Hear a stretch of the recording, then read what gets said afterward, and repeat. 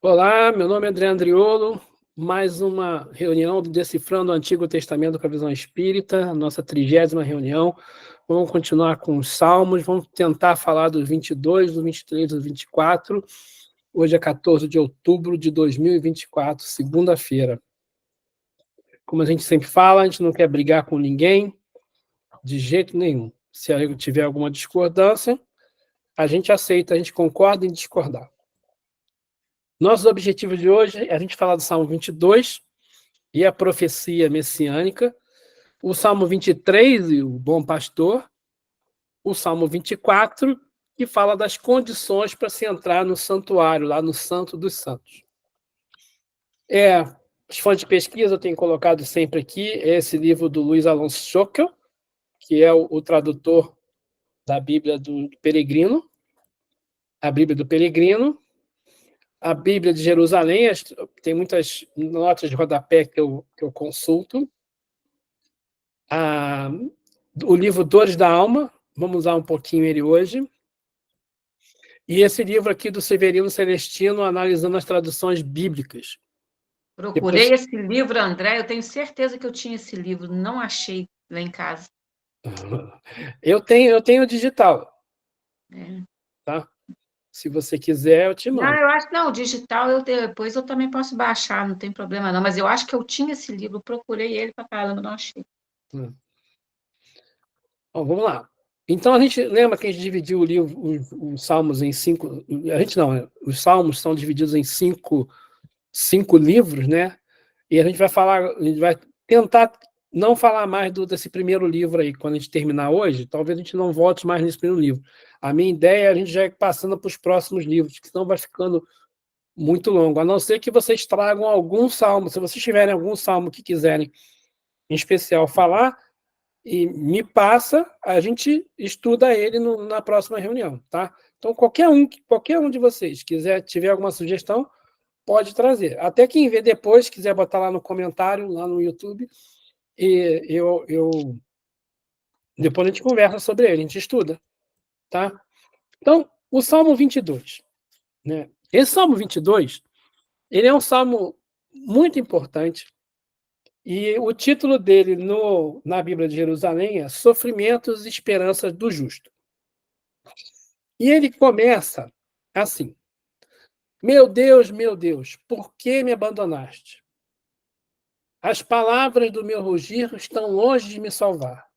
Meu Deus, eu grito de dia e não me respondes, de noite e nunca tenho descanso. Esse salmo, se a gente for lá em Mateus, né, no 27, eu vou ler para vocês o texto aqui do início aqui, desde do 27, 39 até o 56. Esse tem um subtítulo na Bíblia de Jerusalém. Mateus 27, versículo 39. O Jesus na cruz é escarnecido e injuriado. Os transeuntes injuriavam-no, maneando a cabeça e dizendo: tu que destróis o templo em 3 dias e o reedificas, salva-te a ti mesmo, se és o Filho de Deus, e desce da cruz. Do mesmo modo também, os chefes dos sacerdotes, juntamente com os escribas e anciões, caçoavam dele. A outros salvou, e a si mesmo não pode salvar. Rei de Israel que é, desce agora da cruz, e aí creremos nele. Confiou em Deus, pois que o livre agora, se é que se interessa por ele, já que ele disse: eu sou filho de Deus. E até ladrões foram crucificados junto com ele, o insultavam. A morte de Jesus. Desde a hora sexta até a hora nona, houve treva em toda a terra. Por volta da hora nona, Jesus deu um grito: Eli, Eli, lama sabachthani, isto é, Deus meu, por que me abandonaste? Olha só. Já ouviram esse texto em algum lugar? Vocês já ouviram esse texto em algum lugar? Meu Deus, por que me abandonaste? Jesus na cruz cita Falou. o Salmo 22. Né? Bastante interessante isso aí, né? Bom, outra coisa interessante, no início desse texto, né, eles começam assim, né? Os transeuntes dizendo, você disse que destrói o tempo em 3 dias e o reedifica. Gente, só uma pausazinha, né?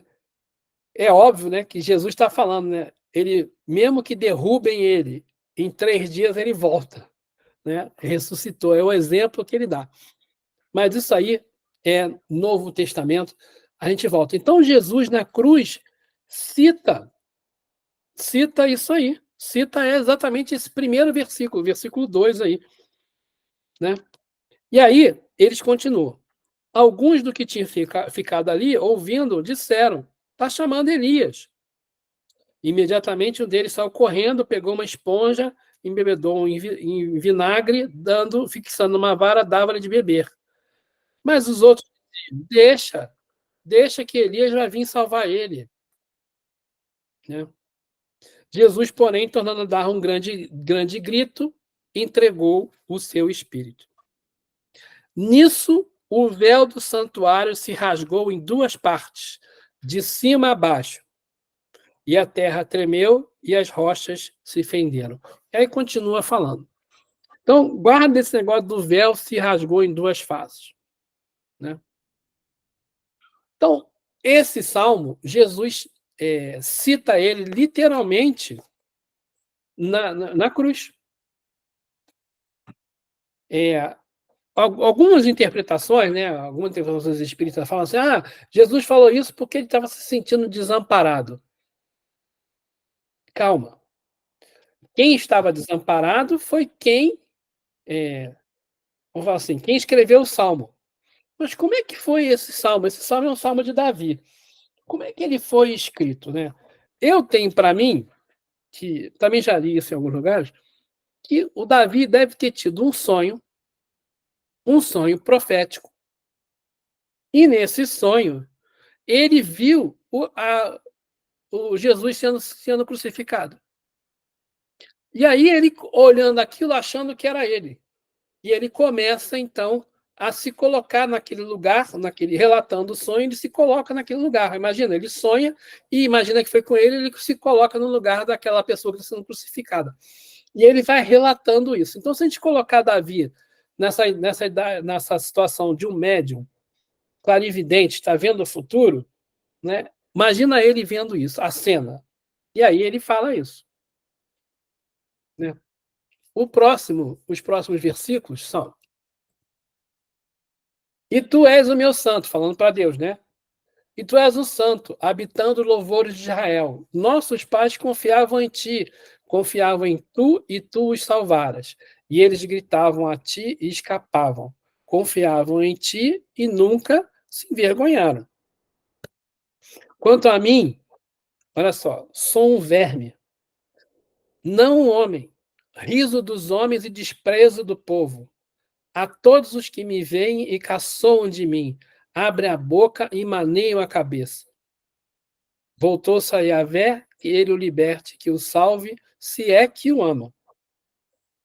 Imagina Davi vendo a cena, ele se colocando no lugar do Cristo ali, sendo crucificado, né? E dizendo, o pessoal falando aquele bando de coisas: pô, se Deus é teu Deus mesmo, devia ter te soltado, não te solta, e os ladrões do lado, né, falando besteira para ele, todo mundo xingando ele, eu sou um verme, eu não sou nada, eu estou me sentindo, né, o pior de todos.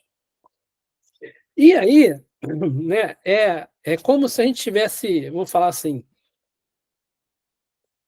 se você não considerar Davi como tendo um relato de um sonho, algumas interpretações que levam a pé da letra imaginam que Davi, nesse momento, está se sentindo mal, está se sentindo deprimido. Isso realmente acontece com a gente. A gente às vezes, se sente deprimido, né? O sentimento de baixa estima, né? Aí eu fui lá no Dores da Alma ver o que o Hamed fala sobre isso, né? O Hamed fala que baixa estima é um sentimento de autopiedade ou até de autopunição que pode nos tornar doentes fisicamente, né? E ele fala ali, né? Quanto a mim, sou um verme, não um homem, né? Ele se sente super mal, né? Nos outros versículos, mais na frente, ele vai falar que ele sente angústia, né?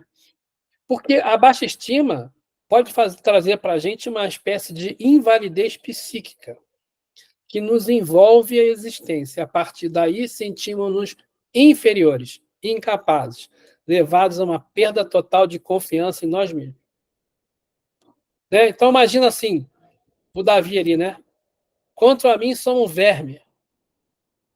Olha que baixa estima, não homem, né?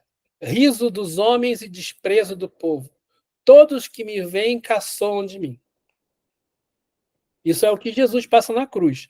Mas imagina ele vendo isso acontecendo com ele se sente assim, né? E aí, né, o Hamed fala nesse ponto, nesse capítulo, ele fala assim, gente, o maior sentido da nossa encarnação é a conscientização da riqueza do nosso mundo interior. Somos essências divinas em busca da perfeição, cujo caminho é autodescobrimento. Então, a gente precisa vencer essa baixa estima. Como? Com o autodescobrimento. É a tal da reforma íntima que todo espírita fala, né? É difícil ter uma palestra espírita que não tem alguém falando de reforma íntima, né? Mas o que eu vou fazer? É o que a gente precisa fazer, né? Então, isso é um remédio falando aí. Eu achei que isso fazia muito sentido nas palavras de Davi. E aí ele continua. Pois é tu quem me tirou do ventre e me confiou aos peitos de minha mãe. Eu fui lançado a ti ao sair das entranhas. Tu és o meu Deus desde o ventre materno. Não fique longe de mim, pois a angústia está perto e não há quem me socorra. Ainda, né, deprimido aí nessa história, né? O Hamed fala, né, que essa depressão pode ser considerada um momento de transição, porque a depressão traz tempos de mudança e crescimento, épocas de tristeza que antecedem novos horizontes do amadurecimento do ser em constante processo de evolução. Então, ele está ali falando, né? Pois é tu que me tirou do ventre de minha mãe, me confiou no seu peito, fui lançado a ti ao sair das entranhas, tu és o meu Deus, desde o ventre materno. Não fiques longe de mim, pois a angústia está perto e não há quem me socorra. Ele, né, é o texto do deprimido, né? E aí, o que é interessante, a gente quando começa a estudar os salmos, né? Isso é uma coisa que vários salmos eles mostram uma revolta, uma raiva. E aí eu estava ouvindo o Haroldo Dutra falando, num desses estudos que ele fala do salmo, ele fala assim: o que acontece no salmo é que é natural a gente sentir raiva. Só que nós, às vezes, não sentimos vergonha de sentir raiva. E o que é interessante é que o Davi ele coloca essa raiva, essa revolta, na, na, na, na nos salmos, né? Nas preces. Então, o que a gente percebe hoje em dia é que também o Hamed fala sobre isso, eu fiz uma traduçãozinha aqui do que ele falou, uma síntese, né, que a depressão pode ter uma trajetória possível. Quando a gente sente uma dor, igual o Davi estava sentindo, tem dois caminhos, ou a gente fica com raiva ou fica com medo para essa situação. Eu posso enfrentar a raiva ou fugir. Quais são as consequências disso aí? Imagina se eu acho que ter raiva é uma coisa que não se deve ter. E eu proíbo a raiva. Não posso ter raiva. Eu estou sentindo raiva, mas eu não posso ter. Eu fico com raiva e fico reprimindo aquela raiva. Ou então eu estou com medo, mas eu fico com medo de fugir, né? Eu reprimo essa sensação de querer fugir, né? O que acontece com a gente, né? A gente acaba se sentindo culpado. É aí que vem a culpa, né? A gente tem culpa quando a gente está com raiva e a gente fica com culpa quando a gente foge, quando a gente reprime a raiva. Porque o importante não é o sentimento em si não é ruim. O problema é como que a gente lida com o sentimento. É o tal do autodescobrimento. É a gente perceber, olha, eu estou com raiva, né? Ivana, me ajuda aí, Ivana. Ivana que estuda esse assunto. Quando eu estou com raiva, eu tenho que reconhecer, eu estou com raiva.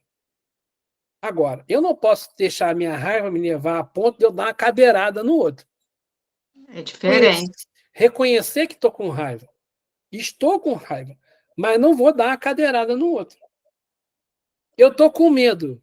Reconhecer que eu estou com medo, mas não fugir do meu sentimento.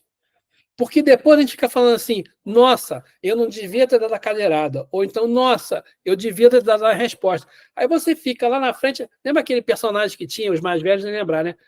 Que parecia no Vivo Gordo, né? Era o Vivo Gordo, não lembra? Era o Aé, né? Aé, né? O cara passava uma situação e aí, tempão depois, ele lembrava e saía xingando. Não sei o quê, porque na hora ele ficava, né? E não respondia. Porque ele não queria, né? Aquele personagem representava a pessoa que não consegue se controlar. Né? Não foge da situação e depois se sente culpado. Então a gente tem que. O autodescobrimento é a gente entender, olha, eu estou com raiva. Como que eu vou comunicar isso? Porque a pessoa, na situação que está invocando a raiva, ela às vezes precisa que você se expresse. A gente precisa, às vezes, falar: olha, isso que você está fazendo está me deixando bem chateado.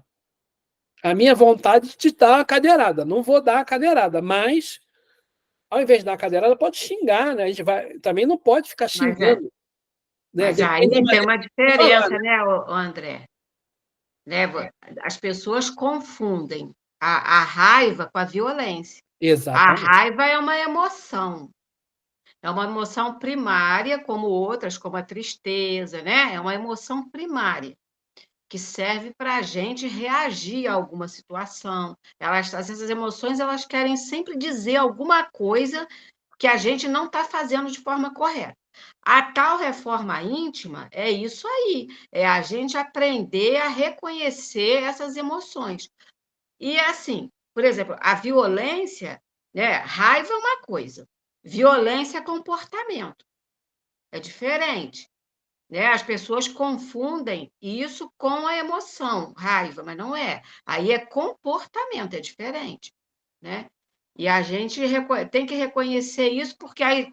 Mas isso é tudo um fato, vamos dizer assim, que vem de muito tempo. Porque, às vezes, quando a gente queria expressar algum sentimento, por exemplo, até chorar, o que os pais às vezes falavam para a gente? Engole o choro. Era ou não é? Não é? Engole o choro. Às vezes tu está chorando de raiva, mas o que os pais às vezes falavam com a gente? Engole o choro. Quer dizer, então a gente vai ficando condicionado a não lidar a lidar com as nossas emoções de uma forma inadequada. E ao longo da vida, ela vai se transformando em um montão de coisa, que é a culpa, que é a depressão, ou seja, é tudo sentimentos que a gente não conseguiu resolver, traumas que a gente não conseguiu lidar em determinada época. Mas as pessoas não podem confundir, né? Igual ele falou da raiva, com violência. Isso é outro tipo isso é comportamento. É diferente. É isso aí. Né? E a mesma coisa com o medo, né? O medo também tem reações Também. equivalentes, né? É. O problema é a gente, como que a gente olha para essas emoções. As emoções, a gente não controla a emoção. Não. Você não controla. Você controla sentimento. Emoção você não controla. Isso aí. E a gente controla o nosso comportamento. Não tem jeito, a gente vai sentir raiva, vai sentir medo, vai sentir um monte de coisa. Vai sentir tristeza, é natural sentir tristeza, mas o que eu faço com isso é que é o tchan do negócio. Né? Então, assim, o Hamed ele fala assim, quando essas emoções são reprimidas, quer dizer, quando não expressadas convenientemente nem aceitas, nós a negamos, distorcendo os fatos, para não tomarmos consciência.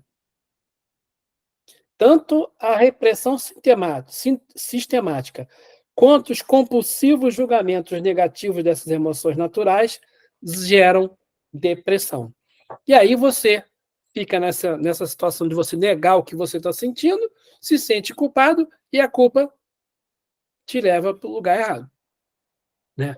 Então, imagine então Davi naquela situação, vendo aquilo, e esses sonhos, né, ele continua nos sonhos. Né, ele se sente tão culpado que ele vê que está cercado de touros numerosos, touros fortes de Baçã me rodeiam, escancaram a boca contra mim como um leão que dilacera e ruge. É a culpa. A culpa é o touro, é o leão.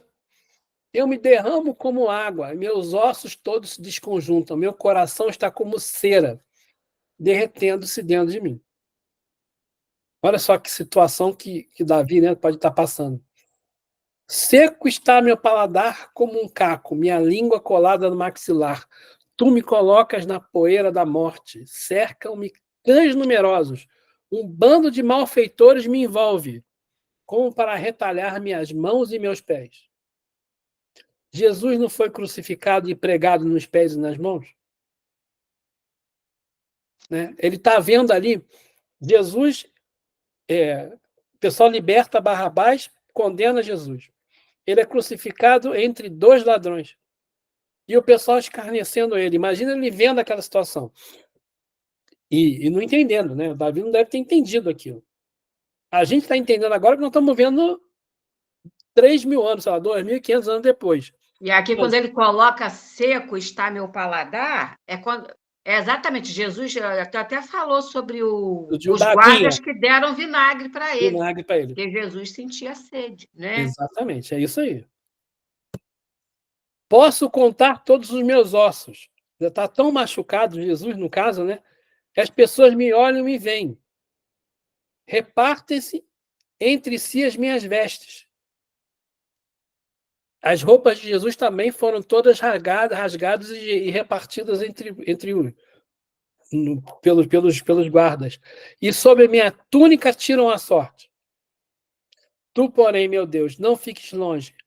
Força minha, vem me socorrer depressa. Salva a minha vida da espada, meu único ser da pata do cão. Salva-me da goela do leão, dos chifres do búfalo, minha pobre vida. Vou anunciar teu nome a meus irmãos, louvar-te no meio da assembleia. Vós que temeis a Yahvé, louvai-o, glorificai-o, a descendência de toda de Jacó. Temei-o, a descendência de Israel. Sim, pois ele não deixa. Olha só agora. Aí o Davi já começa a falar dele na terceira pessoa, né? Já está falando de outra pessoa. Sim, pois ele não desprezou, não desdenhou a pobreza do pobre, nem ocultou a sua face, mas ouviu quando lhe gritou. Detive em meu louvor na grande assembleia, cumprirei meus votos à frente aqueles que o temem. Jesus veio com a missão, né, de trazer amor, de não revidar, de não trazer violência. O Jesus podia ter resolvido o problema. Ele fala isso para Pilatos. Se eu quisesse resolver, não ser condenado, eu tinha trazido meus exércitos aqui e acabava com tudo. Mas ele não queria isso. Ele estava ali para mostrar que a solução não é a violência. A solução da raiva não é a cadeirada. E a solução do medo não é sair correndo. Né? É enfrentar os seus sentimentos, enfrentar a situação com altivez. né? Olha aí, Jesus falando, não desprezou, não desdenhou a pobreza do pobre, nem ocultou a sua face, mas ouviu quando ele gritou. Vem de ti meu louvor na grande assembleia, cumprirei meus votos à frente daqueles que o temem. Jesus, né? Os pobres comerão e serão saciados. Bem-aventurados aqueles que têm fome, porque serão saciados. Fome de justiça, porque serão saciados. É o tempo todo Jesus conversando com o Salmo, né? Louvarão a Yahvé aqueles que te buscam. Que vosso coração viva para sempre. Todos os confins da terra se lembrarão e voltarão em Yahvé. Todas as famílias das nações diante dele se prostrarão. Fala, Maria Luísa. Aqui também está falando esses trechos que você terminou de falar, as bem-aventuranças, né? Entra nas bem-aventuranças, né? Sim. É isso aí. Os pobres comerão e ficam saciados, é uma referência. Quer dizer, as bem-aventuranças são uma referência a esse salmo. A esse salmo. E aí ele vai terminar aqui, ó. Pois a Yahvé pertence à realeza. Ele governa as nações. A realeza de Jesus. Né? Lá no Evangelho segundo o Espiritismo tem lá uma passagem falando sobre a realeza de Jesus. Realeza de Jesus. Sim, só diante dele todos os poderosos da terra se prostrarão. Perante ele se curvarão todos os que descendem ao pó. Por quem não vive mais. Quem é que não vive mais? São os mortos. O mundo dos espíritos, né? Sua descendência o servirá e anunciará o Senhor às gerações que virão, contando a sua justiça ao povo que vai nascer. Eis a sua obra. Olha só que referência. Quem está morto, quem viveu... vai nascer. Reencarnação. Exatamente, está falando de reencarnação. E quem vai nascer vai renascer querendo cumprir a obra dele. A gente vem para fazer o que a gente tem que fazer. O que é interessante, bom, Isaías 52, 13 a 53, 12. Quem que puder abrir aí, Isaías? 52, 13 a 53, 12. 52, versículo 13. Esse pedaço, ele fala da vinda do Messias. E quando esse Messias chegasse, ele estará na terra o reino de Deus. Um mundo de paz, de amor, de harmonia, sem guerra, sem injustiça, sem sofrimento. Um mundo de fraternidade suprema, mas antes da vinda do reino de Deus, era preciso a vinda de um servo fiel, de um servo sofredor. Vou ler o texto. Aqui na Bíblia de Jerusalém tem um subtítulo, Quarto Cântico do Servo. Eis que meu servo prosperará, ele se elevará, será exaltado, será posto nas alturas, exatamente como multidões ficaram pasmados à vista dele, pois ele não tinha mais a figura humana, e a sua aparência não era mais de um homem. Assim, agora nações numerosas ficarão estupefatas a seu respeito, reis ficarão silenciosos. Ao verem coisas que não lhe haviam sido contadas, ao tomarem consciência de coisas que não tinham ouvido. Quem creu naquilo que ouvimos? A quem se revelou o braço de Yahvé? Ele cresceu diante dele como renovo, como raiz em terra árida. Não tinha beleza nem esplendor que pudesse atrair o nosso olhar, nem formosura capaz de nos deleitar. Era desprezado e abandonado pelos homens. Homem sujeito à dor, familiarizado com o sofrimento, como pessoa de quem todos escondem o rosto. Desprezado, não fazíamos nenhum caso dele, e, no entanto, eram os nossos sofrimentos que ele levava sobre si, nossas dores que ele carregava. Mas nós tínhamos como vítima de castigo, ferido por Deus e humilhado. Ele foi trespassado por causa das nossas transgressões, esmagado por causa das nossas iniquidades. O castigo que havia de trazer-nos a paz caiu sobre ele. Sim, por suas feridas fomos curados. Todos nós, como ovelhas, andávamos errantes, seguindo cada um seu próprio caminho. Mas Yahvé fez cair sobre ele a iniquidade de todos nós. Foi maltratado, mas livremente humilhou-se e não abriu a boca, como cordeiro conduzido ao matadouro, como ovelha que permanece muda na presença dos tosqueadores. Não abriu a boca. Após de atenção, o julgamento foi preso. Dentre os contemporâneos, quem se preocupou com o fato de ter sido cortado da terra dos vivos, de ter sido ferido pela transgressão do seu povo? Deram-lhe uma sepultura com os ímpios, mas seu túmulo está com os ricos, embora não tivesse praticado violência, nem houvesse engano em sua boca. Mas Yahvé quis esmagá-lo pelo sofrimento, porém ele se oferece a sua vida como sacrifício expiatório. Certamente verá uma descendência, prolongará seus dias, e por meio dele o desígnio de Deus triunfará. Após o trabalho fatigante de sua alma, verá a luz e se fartará. Pelo seu conhecimento justo, seu servo, meu servo, justificará a muitos e levará sobre si as suas transgressões. Eis porque lhe darei um quinhão entre as multidões, com os fortes repartirá os despojos, visto que se entregou a si mesmo à morte. Foi contado entre os criminosos, mas, na verdade, levou sobre si o pecado de muitos, e pelos criminosos fez intercessão. Esse é mais um pedaço profético de Isaías. Isaías tem um monte de profecia sobre a vinda do Messias.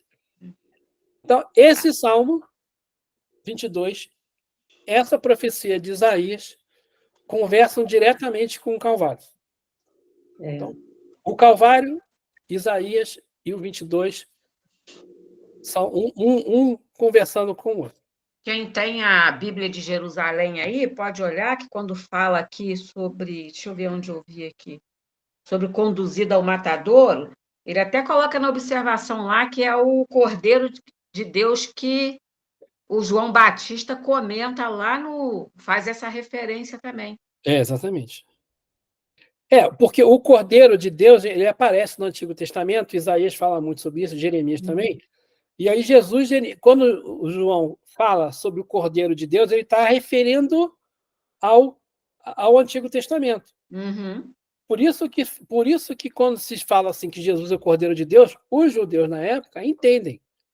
O tempo todo Jesus foi dando sinais e as coisas foram acontecendo, dizendo que ele era o Messias. E os judeus da época, né, eles não queriam aceitar aquele judeu, aquele Messias, porque para eles o Messias viria como a forma de um rei, como Davi, ou até como Moisés, né, ou como Salomão, ele viria na forma de um rei guerreiro, que iria chegar e acabar com o domínio romano.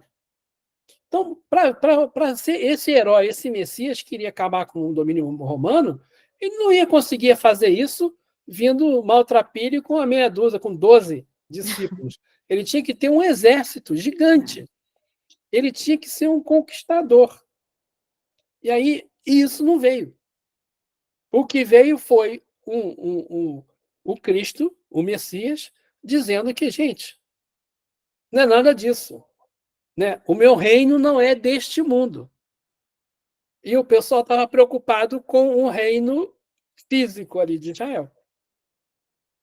É a diferença entre materialismo, né, e o mundo espiritual, que é um dos objetivos do espiritismo. Um dos objetivos do espiritismo é vencer o materialismo. Porque nós passamos por dificuldades porque nós pensamos com a cabeça materialista. Nós estamos preocupados com o material.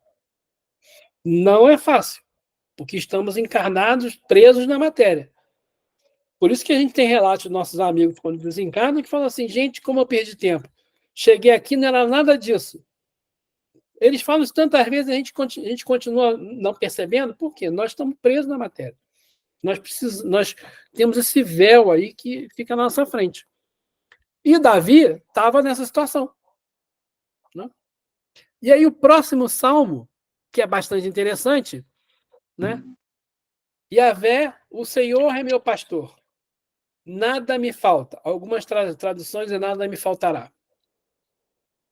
Em vez que foi, né, esse salmo foi o salmo que eu coloquei lá no iniciozinho, que a gente viu o cântico, né? E muito bonito. Vocês gostaram do cântico? Nem falaram, né? É bonito. Gostaram, né? Eu gostei. Então, e aí ele fala, só que ele falou obviamente, em hebraico, né? Yahvé é meu pastor, nada me falta. Em verdes pastagens me faz repousar. Para as águas tranquilas me conduz e restaura minhas forças. Ele me guia por caminhos justos, por causa do seu nome. E ainda que eu caminhe por um vale tenebroso, nenhum mal temerei, pois está junto a mim. Teu bastão e teu cajado me deixam tranquilo. Diante de mim, preparas uma mesa, à frente dos meus opressores. Unges minha cabeça com óleo, e a minha taça transborda. Sim, a felicidade e o amor me seguirão por todos os dias de minha vida. Minha morada é a casa de Yahvé por dias sem fim. Isso eu estava conversando. Está falando bastante da fé, né? Da fé, fala de mundo espírita, fala de proteção, fala de hospitalidade, fala de espírito puro, fala de um monte de coisa. Para mim, na presença de meus inimigos, quer dizer, gente, aceitar os inimigos, né? A aceitação dos inimigos. Mas assim, vamos começar olhando esse salmo aqui. O Severino Celestino, a Ibana que trouxe esse assunto para mim, que eu não tinha visto. Eu li, ela virou e falou assim, André, o Severino Celestino fala assim, que a tradução está errada. E aí eu botei o texto que eu copiei do livro dele. Texto do Severino Celestino. Todos os tradutores levam essa primeira frase do Salmo para um sentido que acaba mudando o que realmente Davi queria dizer. Davi, na verdade, estava dizendo nessa primeira frase o seguinte: Adonai é meu pastor, não me faltará. Todos teimam em traduzir por nada me faltará, como se Deus fosse um provedor, um fornecedor das coisas materiais que precisamos. No entanto, aqui o que realmente Davi quer dizer é que o próprio Deus é que não nos falta. É Ele mesmo que nos assiste na dificuldade. Então, esse é o texto do Severino Celestino. Eu peguei, copiei e colei aqui. Então, se a gente trocar, né? E a Senhor é meu pastor, e nada me falta, nada me faltará. Por Senhor é meu pastor, nada não me faltará, muda o sentido da coisa. E realmente faz sentido. Só que eu preciso dizer, eu olhei eu tenho a Septuaginta em português, lá está igualzinho na tradução aqui da Bíblia de Jerusalém, olhei Bíblia de Jerusalém, olhei Bíblia NVI, olhei Bíblia do João Ferreira de Almeida, olhei a Bíblia do Pastorino, olhei a Bíblia Ave Maria, olhei a Bíblia em inglês, olhei a Bíblia em espanhol e não achei. Não, todas as que eu olhei, mesmo em inglês, a tradução é não me faltará. Então, eu não sei se por que todo mundo traduz isso, se realmente está errado. Mas foi a única pessoa que falou sobre isso, eu acho interessante trazer. Mas assim, né, quando ele fala aqui, né, o Senhor é meu pastor, nada me falta. Nem Deus. Nada me falta, nem a providência divina. Né?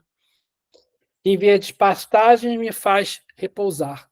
Para águas tranquilas me conduz e restaura minhas forças. Quando que o espírito repousa? Quando vai para o plano espiritual. Né? O Senhor, a ideia de pastor, o pastor é aquele que protege, né? que protege e que conduz.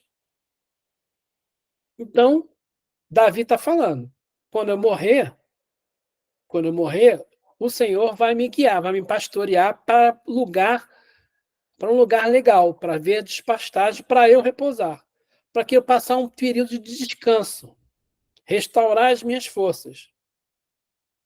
E porque Deus me guia no caminho dos justos. Justos, a gente já falou várias vezes, né? É aquele que respeita a lei de justiça, amor e caridade. E aí ele fala, ainda que eu caminhe por um vale tenebroso, eu nenhum mal temerei, pois estás junto a mim. Então, ainda que ele passe pelo umbral, mesmo que ele passe por um lugar ruim, um vale tenebroso, ele não vai temer. Pois o teu bastão e o teu cajado me deixam tranquilo. A diferença entre o bastão e o cajado é que o cajado ele serve para proteção e o bastão ele serve para punição. Quando o pessoal quer, quando o pastor, né, ele quer punir alguém, alguma ovelha desgarrada, ele dá uma pancadinha com o bastão. E o cajado ele usa como guia, ele vai andando na frente e vai usando como guia. Então ele está falando aí de punição e de proteção. Quer dizer, a gente sofre, ele está dizendo que o sofrimento que ele tem, que a gente tem, Deus mandou para a gente porque a gente precisa passar por aquilo. Mas ele sabe que Deus está protegendo o tempo todo. Fazer um comentário. Aqui ele fala, tu falou logo no início, né? Em verdes pastagens me faz repousar, né? Aí depois ele fala aqui, para as águas tranquilas me conduz e restaura minha força. Aí a gente lembra daquela passagem de Nicodemos com Jesus perguntando como pode, né, o homem voltar para a barriga da mãe. Tem que nascer da água do Espírito. Aqui ele fala, para as águas tranquilas me conduz e restaura minhas forças. Isso aí. É bem legal fazer essa... E aí ele fala assim, né? Aí continuando lá da proteção, aí ele fala assim, diante de mim preparas uma mesa. Uhum. Quando vai uma visita na nossa casa, o que a gente faz? A gente não arruma a mesa? Depende da visita. Vamos descontrair. Brincadeira, gente. É que outro dia eu vi um vídeo que as pessoas viram um povo chegando, aí eles se esconderam, fecharam a janela, esses memes que aparecem na internet, fecharam a janela, baixaram a cortina, ficaram quietinhos para aquele povo que estava chegando pensar que eles não estavam em casa. Deve ser cobrador. Fala, Maria Luísa.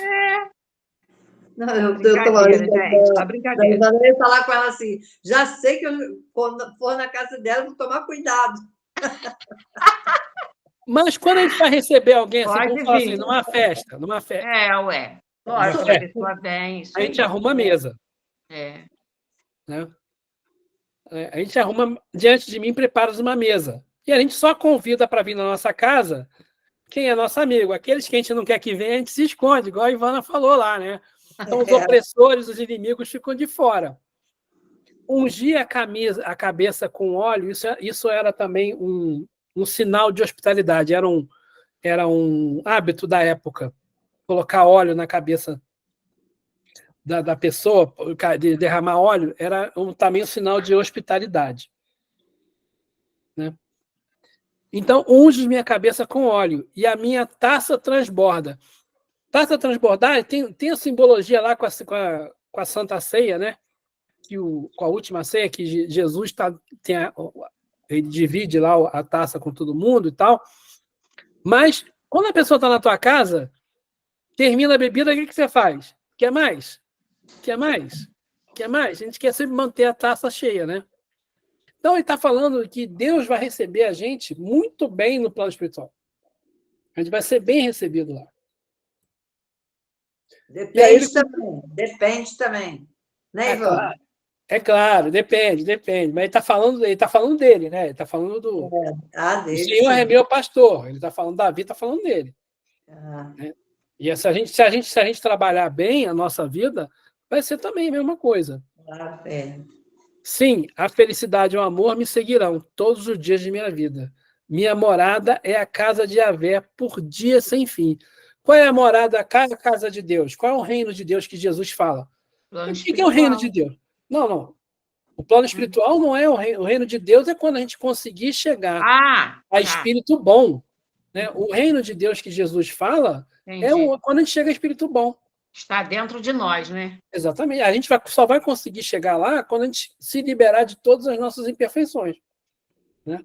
Então, quando a gente tiver felicidade e amor, só felicidade e amor dentro do nosso coração, a gente não vai mais ter o mal e a tristeza conosco. Já Por seremos isso que ele espíritos. falou que o reino dele não era daqui, porque, na verdade, ele estava falando desse reino nosso, que a gente ainda não habita, né? Não consegue construir. Exatamente. Então, ele está falando aí da gente chegar a espírito bom, bom espírito, pelo menos, espírito puro, bom espírito. Então, esse salmo, né, é um salmo interessante que fala. Eu acho que é o mais conhecido, provavelmente, de longe. Né? Aquele 91 também é bem conhecido. Tu vai falar dele? Vou, mais na frente, calma. É. Ele é grande pra caramba, esse 91. Vai ter que ser uma reunião só para ele. Muito grande. Então, assim, o próximo salmo é o 24, que eu também escolhi, porque, lembra ali, primeiro ali, o 22, está falando, fazendo a profecia do Messias. Messias vem. O Salmo 23, ele fala de como que a gente deve se comportar para entrar no reino dos céus, né? Ele fala assim: o Senhor é meu pastor, eu vou passar por um monte de dificuldade e vou para chegar no reino de Yahvé. Esse 24 é uma liturgia, é uma regrinha para entrar no Santo dos Santos. Quando a gente estudou Levítico, quando a gente estudou lá o Êxodo, lembra que eu falei com vocês que a gente pode comparar, né, o tabernáculo é dividido em 3 pontos, em 3 áreas, né? Tem o átrio, onde qualquer um pode ir. Tem um lugar santo que só os sacerdotes podem ir. E tem o Santo dos Santos, que só o sumo sacerdote vai uma vez por ano. Então a gente comparou, né? O átrio seria como se fôssemos nós os espíritos da terceira ordem, os espíritos impuros. O lugar santo só podem ficar os bons espíritos, e no Santo dos Santos só espírito puro. Essa simbologia ainda funciona aí. Então ele está falando da entrada no santo, no lugar santo. Ele está falando o que a gente precisa fazer para chegar lá no lugar santo. De maneira figurada, tá? De maneira poética. Esse é o Salmo 24. De Yahvé é a terra e o que nela existe, o mundo e seus habitantes. Ele próprio fundou-a sobre os mares e firmou-a sobre os rios. Então ele começa dizendo que Deus criou tudo. Criou tudo. E aí ele até fala que Deus é tudo, né? Tudo está em Deus. Quem pode subir a montanha de Yahvé? Lembra de Moisés? Só Moisés subiu para receber os mandamentos. Né? Na última vez, né, ele leva os anciões, o povo manda o povo ficar embaixo, tem uma barreira, os anciões sobem com ele até um segundo ponto, e só Moisés vai até lá em cima. De novo a mesma coisa. São os 3 lugares, né? O átrio, o lugar santo e o Santo dos Santos. É a base da montanha, onde todo mundo pode ficar, o meio da montanha, onde só podem ficar os sacerdotes, os anciões, e só Moisés sobe lá na montanha. Quem pode ficar de pé no seu lugar santo? Quem pode ficar no lugar santo do santuário? Quem tem as mãos inocentes e o coração puro, e não se entrega à falsidade nem faz juramentos para enganar? São os bons espíritos. Os bons espíritos são aqueles espíritos que já não têm mais o mal dentro de si, já tem um coração puro. Se eles jurarem, eles vão cumprir. Eles não são falsos. Ele, o espírito, bom espírito, obterá de Yahvé a bênção e do seu Deus Salvador a justiça.